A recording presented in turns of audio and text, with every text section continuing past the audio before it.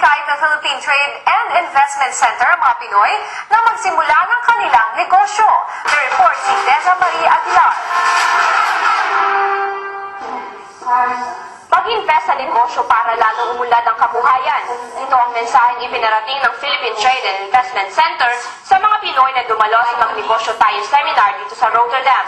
Para may mapuntahan yung pera ng mga overseas Filipinos na malaki ang kinikita sa abroad, kailangan mag-invest o i-invest sa isang negosyo.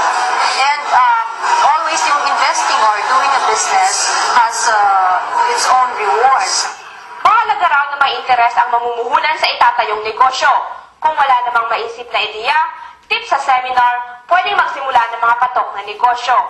Ang mga patok na investments o mga pagnenegosyo sa mga panahon na ito is katulad ng mga franchising activities. Yung mga negosyong nasa health and wellness services is talagang patok sa mga panahon na ito.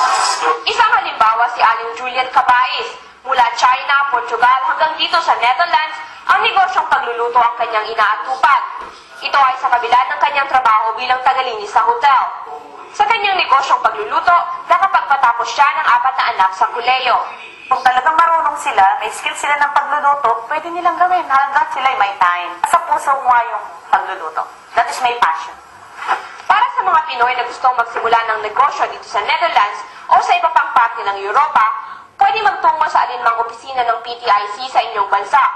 Ang mga dating OFW naman na nasa Pilipinas na o ang mga kaanak nila ay maaaring magtungo sa tanggapan ng Department of Trade and Industry. Para sa Balitang Europe, Deza Marie Aguilar, Rotterdam, the Netherlands.